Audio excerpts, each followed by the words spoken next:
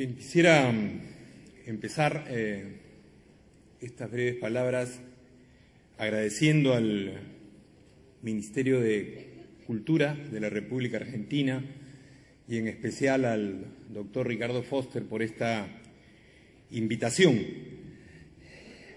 Es difícil hablar muy en específico del caso peruano porque creo que hay un gran desconocimiento de lo que sucede en el Perú. O sea que he escogido como tema de esta mañana presentarles el caso peruano en contraste con lo que sucede en América Latina y señalar algunos núcleos problemáticos que creo se discuten poco y no están suficientemente desarrollados tanto en la discusión, en el debate entre los que queremos una América Latina diferente y estamos en esa pelea, y asimismo en la discusión con la derecha. Bien, la primera idea es que en el Perú se vive un agudo contraste con el panorama de América Latina. Y no es una cosa reciente, es una cosa de los últimos 25 años. Mientras en la región se ha venido limitando y en muchos casos erosionando la hegemonía neoliberal, en el Perú ha sucedido exactamente lo contrario. Se ha venido estableciendo, afirmando esta hegemonía neoliberal. Y una cosa más, importante verla para nosotros desde el Perú, y importante que se vea desde afuera, se ha construido un bastión reaccionario en el Perú, y especialmente en Lima. Allí es donde se producen las reuniones de la derecha latinoamericana para observar el resto de América Latina como un espacio de reconquista. Algún amigo me decía hace unos meses, hemos vuelto a la situación de 1810. Nosotros en 1810, o mejor dicho, lo que era el virreinato del Perú, no el Perú todavía, tenía a Abascal como virrey, un virrey empeñoso, un Borbón convencido que quería hacer el trabajo de establecer las reformas borbónicas a las cuales no les había ido completamente bien en el Perú. Túpac Amaru se insurrecta contra las reformas borbónicas 30 años antes, para dar un ejemplo. Entonces, estamos en una suerte de situación virreinal donde esta idea de espacio de reconquista es muy poderosa. Si a uno lo invitan a la televisión o si alguno de los 3 o 4 parlamentarios que tenemos en un congreso de 120, los de izquierda, se para no ya defender al gobierno argentino, de Venezuela, sino para explicar la situación, lo abuchean y se ríen de él. O sea, en esa situación se está. Ahora bien, ¿cómo se llega acá? Yo creo que un primer elemento es entender que esta hegemonía neoliberal que se establece desde 1990 es posible porque en los últimos años de la década de 1980, disculpen que me remonte un cuarto de siglo atrás, pero es muy importante, hay 3 hechos que en su confluencia permiten el inicio de esta hegemonía neoliberal, que son la división de la Izquierda Unida, el frente más grande de izquierda legal en América Latina en esa época, se divide y esto lleva al colapso de Izquierda Unida. El segundo es la derrota militar de Sendero Luminoso, una agrupación terrorista que desarrolla una acción terrible, no solo contra lo establecido, sino en primer lugar contra el movimiento social y contra la política y los políticos de izquierda de la época. Y el tercer punto es el fracaso del primer gobierno de Alan García, que despierta una ilusión importante en muchos sectores progresistas de la época. O sea, estos tres elementos permiten que en 1990 gane las elecciones alguien desconocido hasta ese momento, Alberto Fujimori, por esta situación de espacio vacío que causan la confluencia de estos tres hechos, y que de ahí en adelante se pueda desarrollar una acción de tabula rasa sobre lo que era la memoria del movimiento popular, la memoria del movimiento social y político progresista de los 30 años anteriores. O sea, lo que había venido con los gobiernos reformistas de los años 60, con el gobierno militar de Velasco y las reformas de estos militares progresistas de los años 70, con la aparición de la propia Izquierda Unida a principios de los 80, etcétera, etcétera, etcétera. Además, al triunfo de Fujimori lo sucede un golpe de Estado. Lo sucede un golpe de Estado que permite literalmente desarrollar una acción antipolítica desde el Estado.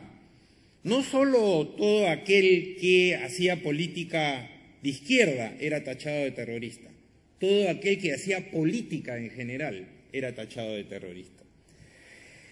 Elecciones y golpe, entonces, dejan al sector progresista bastante debilitado, ¿no? Y la consecuencia, y esto es una cosa muy importante, la consecuencia va a ser una operación de captura del Estado, no ya a través de los lobbies o educando a un tipo de funcionario público, no, una operación de captura del Estado donde los sectores que les interesan, no les interesan todos los sectores, por supuesto, los sectores que les interesan, en especial el manejo económico, financiero, productivo, son copados por personal que viene de la empresa privada y de las fuerzas de seguridad, y que tiene muy claro la racionalidad neoliberal a defender. Esta hegemonía además construye una nueva base material. Rápidamente se da el ajuste neoliberal, uno de los ajustes neoliberales más importantes de América Latina en agosto de 1990. Y a diferencia del llamado Caracazo en Venezuela, por ejemplo, en el Perú no hay movimiento social que salga a parar el ajuste. El movimiento social lo habían liquidado, dicen unos, se había autoliquidado, dicen otros, en esta derrota, suicidio, división y fracaso que había ocurrido en los meses y años anteriores, ¿no? Entonces se produce un movimiento de privatización, concentración y reprimarización de la economía que lleva a que ésta, en el curso de los años, sea controlada por una docena de empresas, principalmente extranjeras y asentadas en los sectores minero, gasífero y financiero. Las pensiones, por ejemplo, fueron rápidamente privatizadas por Fujimori y su carnal Montesinos. Rápidamente privatizadas, y hoy, después de 20 años, la gente se da cuenta, porque ya empieza a haber gente que empieza a cobrar pensiones de las famosas AFPs y ya se empiezan a dar cuenta de la estafa que es esto, ¿no?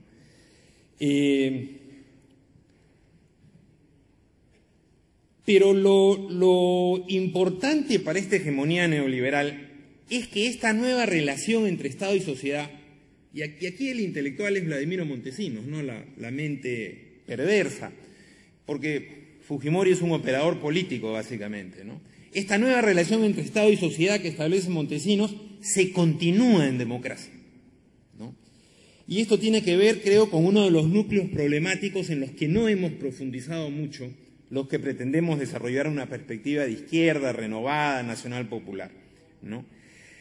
Se produce una transición cuando finalmente, por razones que no voy a explicar ahora, cae la dictadura de Fujimori y Montesinos, Fujimori huye, Montesinos es finalmente capturado, se desmonta el gobierno del servicio de inteligencia, pero no se desmonta el modelo neoliberal. Y la democracia que se recupera no tiene una ruptura institucional con la dictadura de Fujimori y Montesinos. Y esto es muy importante. O sea, Fujimori, lógicamente, disuelve el Congreso con su golpe de Estado del 92 y llama a una constitución y a un Congreso constituyente que, lógicamente, gana con facilidad, ¿no?, en condiciones de dictadura. Y este Congreso da una nueva constitución, una constitución ad hoc, una constitución de extrema derecha, distinta, por supuesto, de la constitución de relativo consenso que había en el Perú, que era la constitución de 1979. Más bien progresista, ¿no?, una constitución de salida luego del gobierno de Velasco Alvarado, ¿no? Entonces, el hecho de que no haya una ruptura institucional es muy importante, porque la democracia que tenemos, caracterizada rápidamente por un amigo fallecido un par de años atrás, desafortunadamente, Carlos Franco, decía, en crítica a algunos defensores de este orden, decía, es una democracia barata, ¿no? Así como las mercancías que nos hacen comprar sin pagar los derechos de aduana respectivos, ¿no? Esta es una democracia barata. Es un poco el modelo que Schmitt, O'Donnell diseñan en la llamada teoría de las transiciones a la democracia, donde básicamente lo que existen son algunos derechos civiles y políticos y, por supuesto, la represión de los derechos sociales, ¿no?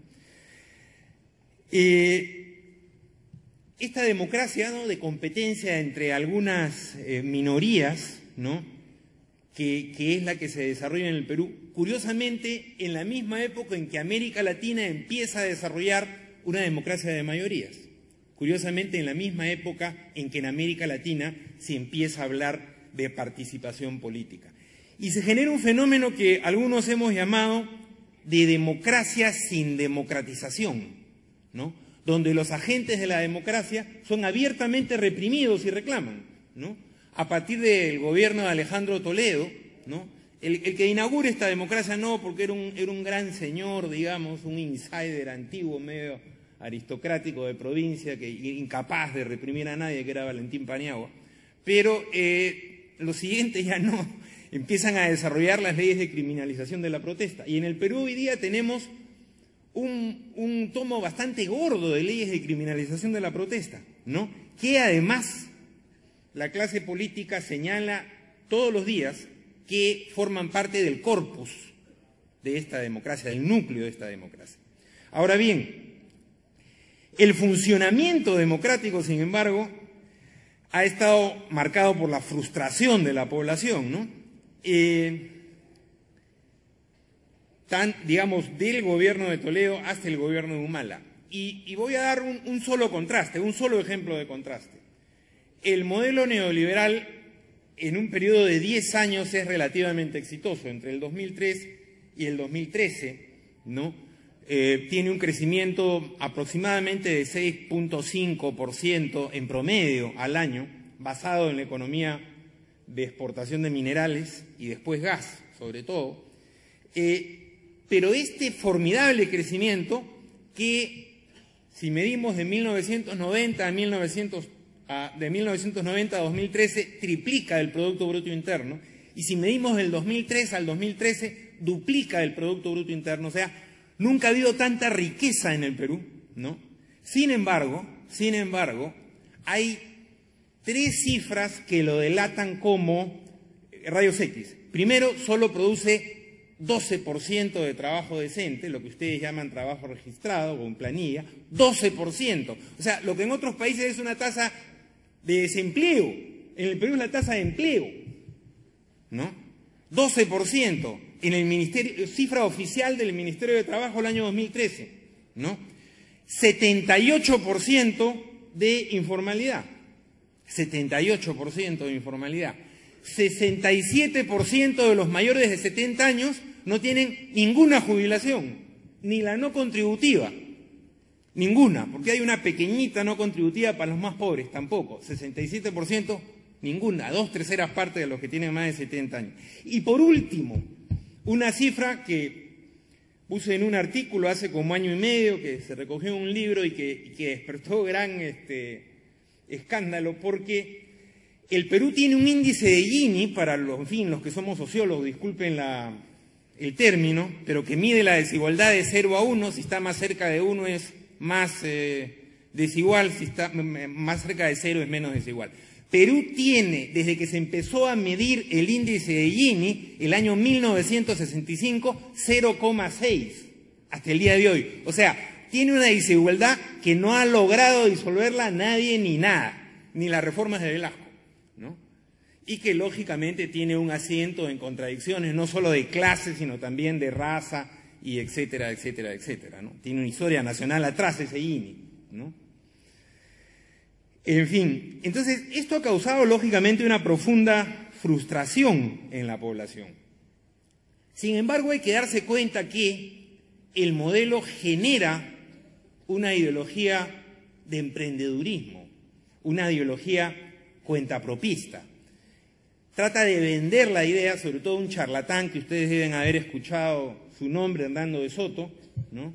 Que tiene un libro que se llama El otro sendero, ¿no? Léanlo, mucha gente cree que es un gran economista y no lo leen, ¿no? Pero lo que cuenta son cuentos, como dice un amigo en sus libros, ¿no? Hernando de Soto vende la idea de que registrando la pequeña propiedad que pueden tener los pobres en un, llamamos nosotros asentamiento humano, pueblo joven, barrio popular, ¿no? Puede conseguir préstamos en un banco para poder generar un pequeño negocio y salir adelante. Es básicamente la ideología del emprendedor, ¿no?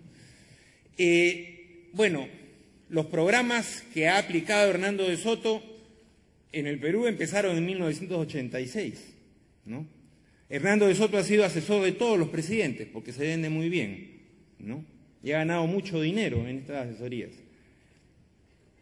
La informalidad es hoy mayor en el Perú que en 1990. Era un poquito más del 50% en 1990. O sea, cuando empiezan a aplicarse los paquetes neoliberales. O sea, las recetas de Soto causan el efecto contrario, ¿no? Bien, esta frustración ha tenido, sin embargo, un ahondamiento, y esto hace más difíciles las cosas para quienes queremos cambiarlas, con la traición de Ollanthumala. Y para mí es doloroso hablar de esto así, con estos términos, ¿no? Felizmente hemos tenido un intercambio periodístico con Ollanthumala, mi partido, no personalmente, pero mi partido con él, porque él nos llamó traidores. Entonces nosotros le sacamos un aviso pagado en los periódicos diciéndole el traidor es usted. O sea que ya se lo hemos dicho por escrito.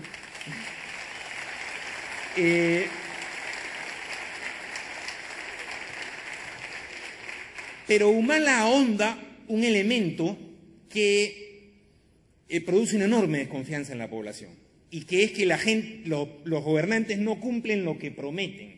Si uno se va al Latino Barómetro, esas encuestas sobre política latinoamericana que hace un grupo de encuestadoras y que en algunas partes son interesantes, en su última edición, Latino Barómetro pregunta qué cosa le molesta más a los electores en América Latina. Que los políticos no cumplan lo que dicen. Y nosotros hemos tenido, bueno, Fujimori, por supuesto, que fue elegido en el 90 con una plataforma antineoliberal y a los 6 días dio un ajuste horroroso, pero luego de Fujimori, que ya es un caso de museo, digamos, hemos tenido Toledo, García y finalmente Humala. Toledo y García más conservadores, pero corrieron por la izquierda, obviamente. Yo fui ministro del gobierno de Alejandro Toledo, ¿no? Cuando alguien me decía Toledo no prometió nada, yo fui con Toledo a firmar a la Confederación General de Trabajadores la necesidad de una nueva ley general de trabajo que defendiera la estabilidad laboral, ¿no? Y bueno, eso duró un año, el primer año de gobierno, después hizo lo contrario. García ni se diga, García es un artista de la mentira y de otras cosas, ¿no? Y Humala, sin embargo, dio un viraje de 180 grados. O sea, corrió con un programa radicalmente distinto, empezó su gobierno con un equipo distinto y finalmente se entregó con todo a la derecha neoliberal. Y hace quizás el más neoliberal todos los gobiernos. ¿Por qué sucedió? Ya sería motivo de otra exposición. Ahora bien, en este panorama, y hay un hecho central, creo yo, que me parece es un segundo núcleo problemático que no discutimos con profundidad, es que a iniciativa peruana se lanza el año 2009 por parte del gobierno de Alan García la Alianza del Pacífico. Y esa no es una perspectiva de integración de parte de García, no, es una perspectiva de desintegración y de sumisión a los Estados Unidos, ¿no? Y han habido muchos, incluso amigos del bando progresista, que dicen, no, hay que intentar una confluencia entre la Alianza del Pacífico y UNASUR, ¿no? El gobierno de Chile, por ejemplo, fue elegido con esa bandera. El actual canciller chileno, Heraldo Muñoz, lo sostiene. Yo creo que eso no va a ninguna parte, ¿no? Entre un proyecto de integración como es UNASUR y un proyecto de desintegración como es la Alianza del Pacífico, es imposible sacar algo adelante.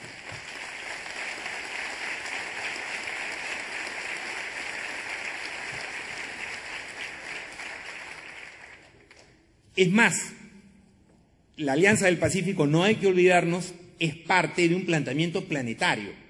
Aquí no se menciona mucho, creo, pero en el Perú sí, porque se está negociando el Trans-Pacific Partnership, ¿no? O la Alianza Transpacífico, Estados Unidos con un conjunto de países que están en la Alianza del Pacífico, o sea, México, Colombia, Perú y Chile, para desarrollar un tratado de libre comercio hacia el Pacífico. Y Estados Unidos está haciendo lo mismo con la Unión Europea, ¿no? O sea que es un planteamiento planetario, ¿no?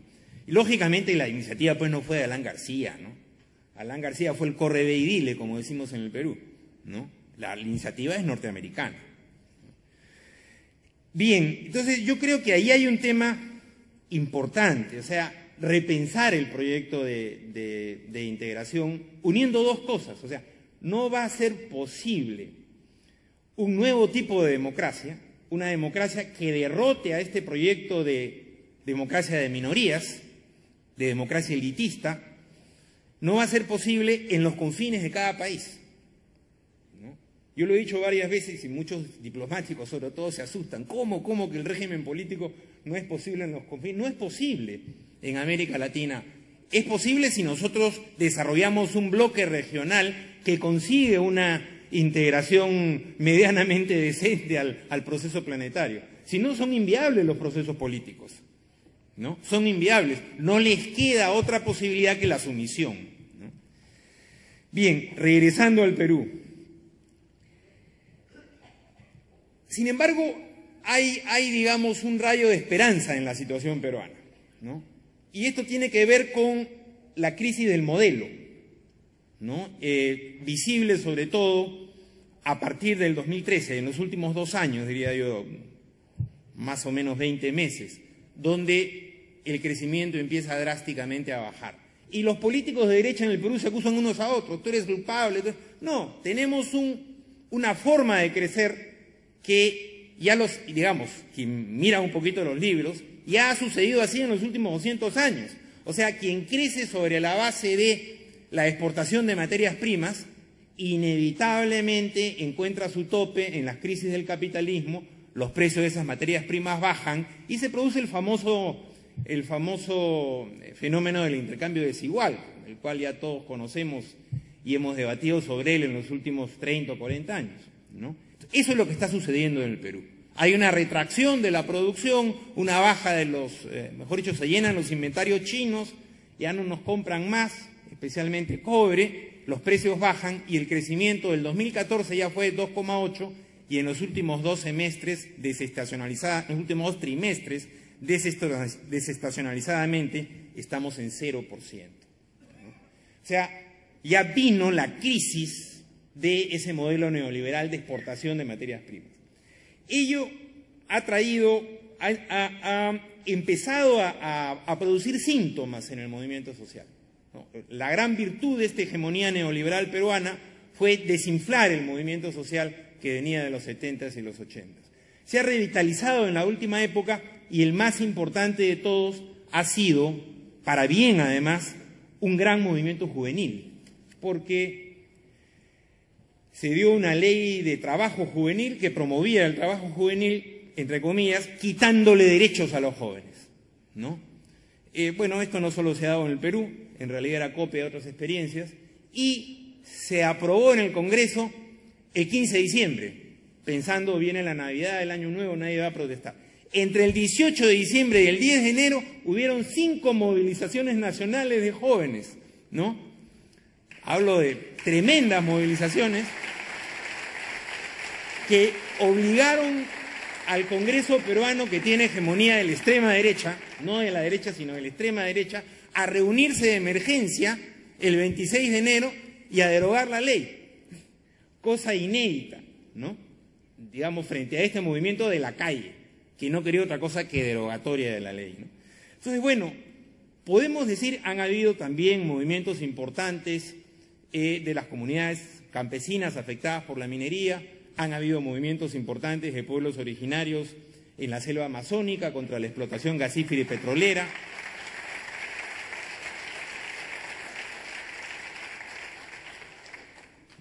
Y esto nos dice que empiezan a haber señales distintas. Pero claro, desde la perspectiva de los movimientos sociales, no existe todavía sino acciones colectivas que no logran plasmarse en un movimiento social con continuidad. Como si tuvimos, disculpen que uno tenga ya algunos años y haya visto otras cosas como fue el movimiento campesino, el movimiento pobladores, el movimiento obrero en los años 70 y 80, ¿no? Que son derrotados en los 90, pero que eran movimientos que tenían continuidad en el tiempo, continuidad territorial. Esto todavía no existe, ¿no? Ahora bien,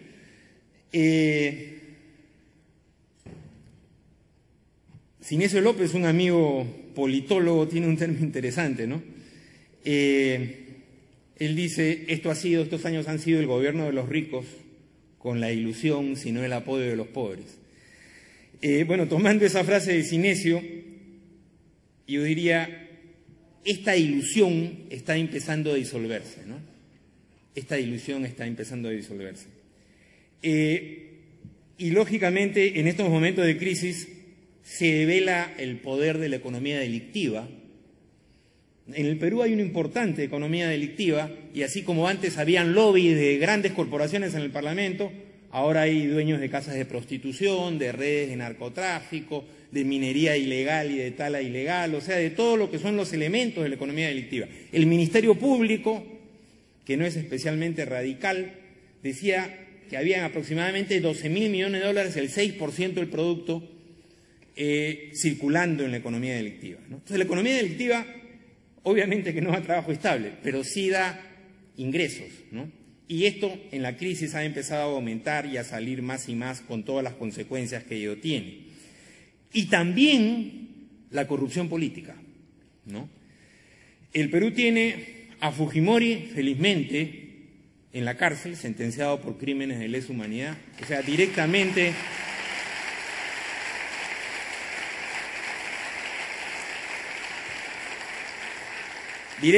por ladrón y asesino, ¿no? Pero también tiene a Alejandro Toledo, que en estos días está desesperado porque no sabe explicar la casa que se acaba de comprar en Lima, de dónde sacó la plata, a Alan García porque le han descubierto una organización criminal en el Congreso, una organización criminal que liberó a más de 400 narcotraficantes. Como el presidente de la República puede indultar, hizo su fábrica de indultos en Palacio de Gobierno, ¿no?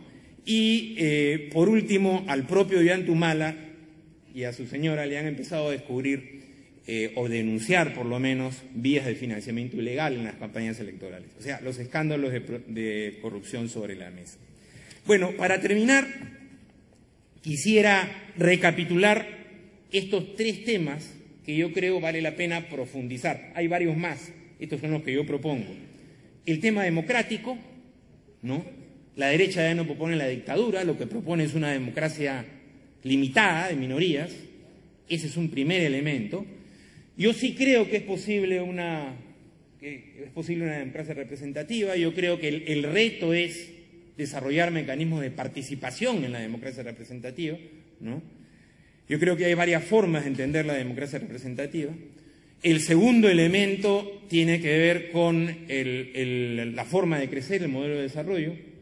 nuestros gobiernos en general y nuestros gobiernos progresistas no han podido lidiar todavía exitosamente con el rentismo, que heredamos lógicamente de la estructura de exportación de materias primas sin valor agregado en América Latina. Ese es un reto teórico, es un reto práctico al cual no le debemos huir.